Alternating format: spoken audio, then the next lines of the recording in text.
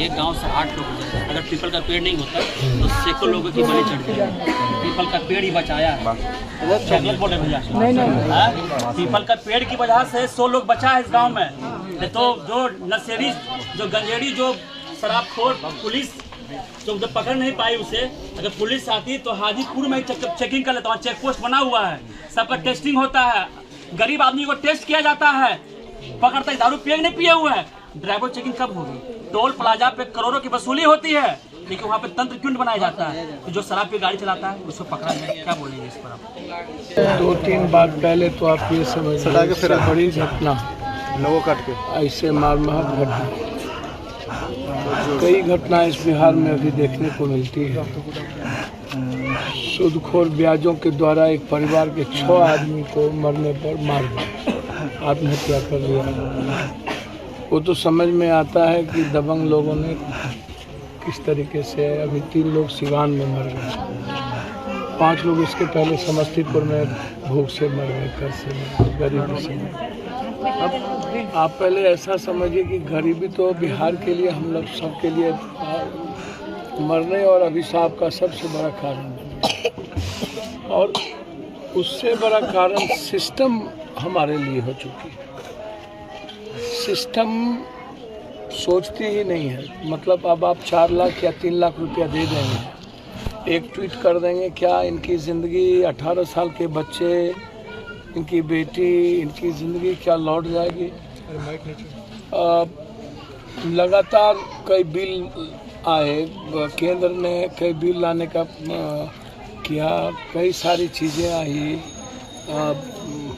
Road vehicles के तहत कई तरह की ड्राइवर के लाइसेंस किसको मिलना चाहिए, ड्राइवर की लाइसेंस का वे क्या होगा। सबसे पहले आपको ये तय करना पड़ेगा कि ड्राइवर किसी भी कीमत पर नशा नहीं करे। इसके लिए 2 साल पर ड्राइवर की पूरी जांच होनी चाहिए, और जो ड्राइवर नशा करता हो उसका लाइसेंस रद्द कर देना चाहिए। ड्राइवर के हाथ में कई लोगों की ज़िंदगी बची हुई होती है, इसको ऐसे समझने का प्रयास करिए। दूसरी चीज़, शराब जो 8 मौतें हुई, सही आप कह रहे हैं कि कोई आज इतनी बड़ी हादसा एक जगह हो गई, लेकिन इसके पहले भी हम हाजीपुर में याद कीजिए रोड एक्सीडेंट हुआ था बहुवारा में, जिसमें हम आए थे। वहाँ से भी लोगों ने नहीं सुधार हुआ उसको, और हम एक एक घर गए थे, एक एक जो हालात पैदा हुई थी, जिस तरीके से आकर के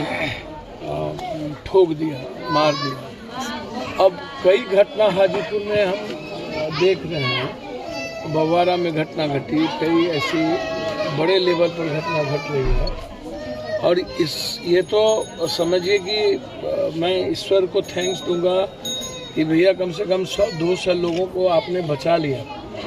लेकिन जो 8 लोग गए, 2 बच्चे, 6 बच्चियाँ, वो तो समझिए कि पूरा का पूरा गांव और मोहल्ला ही मातम हो गया। वैसे मैं समझता हूँ कि बिहार लगभग जो स्थिति और हालात है, जब मैं जाता हूँ तो शमशान की ओर जा रहा है, एकदम लगता है कि बचेगा नहीं बिहार के जो और कारण है। लेकिन शराब जो सबसे बड़ा कारण, कोरेक्स है, स्मैक्स है, ड्रग्स है, हीरोइन है। आप मुझको एक बात समझ में नहीं आती है कि लगभग 80% बच्चों और युवाओं के हाथ में कोरेक्स जा चुका है, ड्राइवरों के पास जा चुका है। 10-10 साल के बच्चों के द्वारा डिलीवर होता है शराब का, और डिलीवर, चलिए गरीबी के कारण डिलीवर हम कर लेते हैं, लेकिन ये डिलीवर करने वाले कौन है? ये सिंडिकेटर कौन है? शराब के, ड्रग्स के, जमीन माफिया, बालू का। 19 लोगों की गोली में हत्या कर दी गई। 9 लोगों का नाम आया, और कुछ लोग जो बाहर के थे उसका नाम नहीं आया। लेकिन लगातार जो घटना घटित हो रही है, आप उसको यदि आप ऐसे देखिएगा, इस घटना को किस प्रकार देखिए? अब ये तो मर्डर है, मर्डर।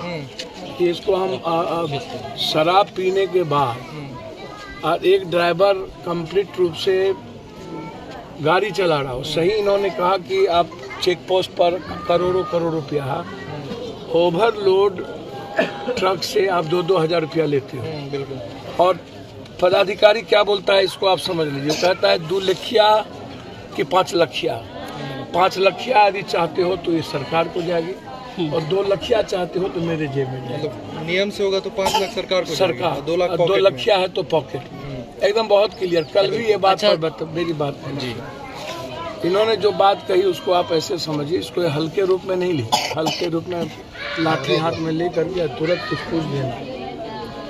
अब 2000 रुपया पर ट्रक आप बैठ करके लेते हो तो पोस्टिंग किसने किया, ट्रांसपोर्ट, उसकी पोस्टिंग कैसे हुई?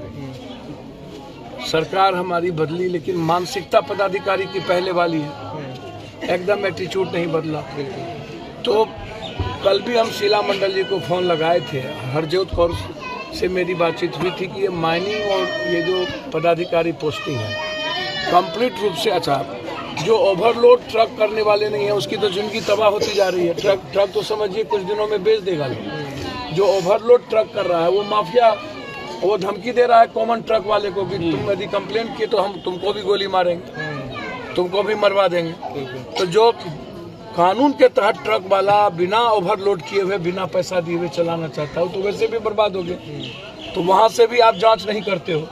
फिर जब जहाँ पर आम लोगों के लिए आपके पास 151 करोड़ 251 करोड़ वसूली करके जेल भेज देते हो, या इस बार अगले बार 151 करोड़ रुपया शराब में पीने वालों से वसूली किया गया। तो आपने तो शराब को आपने एकदम कंप्लीट रूप से कानूनी प्रक्रिया बना दी कि जो शराब पिएंगे उससे हम पैसा वसूलेंगे।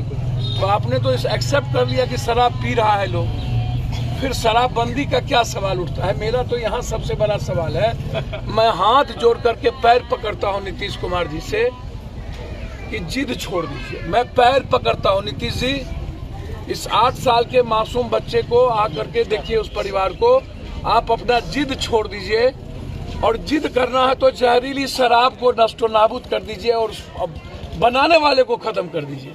लेकिन ये जो शराब आप बंद किया है इससे रेवेन्यू भी बाहर जाती है, नेता माफिया पदाधिकारी के घर में सारे पैसे जाते हैं, और इसके कंप्लीट सिंडिकेट चलाने वाले थाना डीएसपी इंस्पेक्टर होता है। पप्पू यादव शराब खोलने की मांग कर रहे हैं? मैं शराब खोलने की मांग नहीं कर रहा हूँ, मैं शराब के तरीके की मांग कर रहा हूँ कि पूरी इंडिया में शराब चल रही है।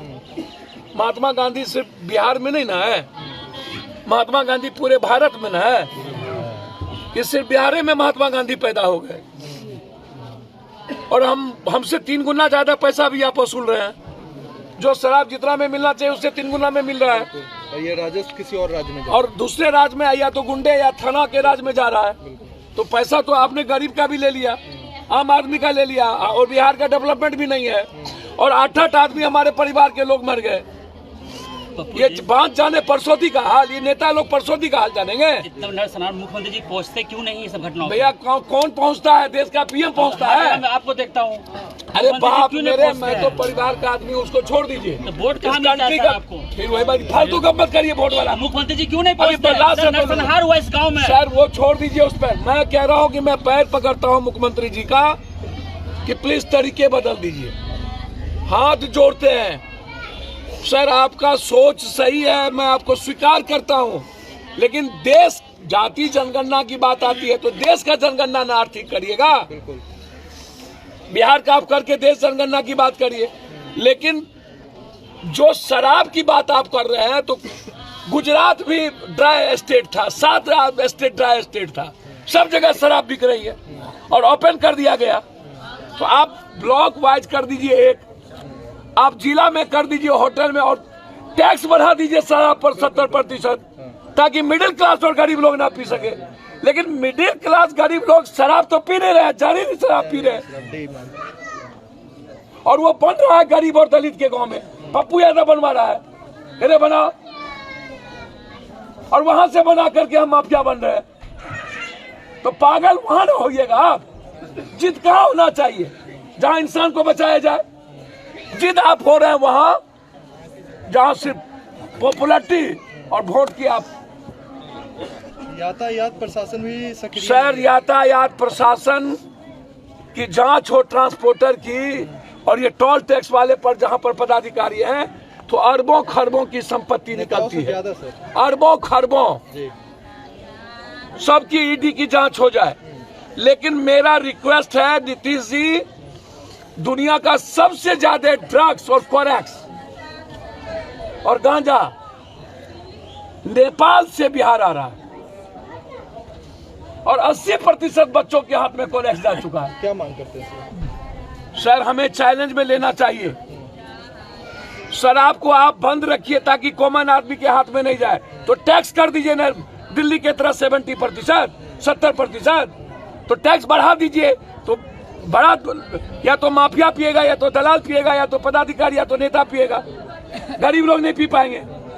लेकिन हिम्मत यदि हम सबके बीच है तो जहरीली शराब को पूरा जहर उठा देना चाहिए। लगातार जहरीली शराब से लोग मर रहे हैं। अब 3 लाख 2 लाख रुपए का क्या?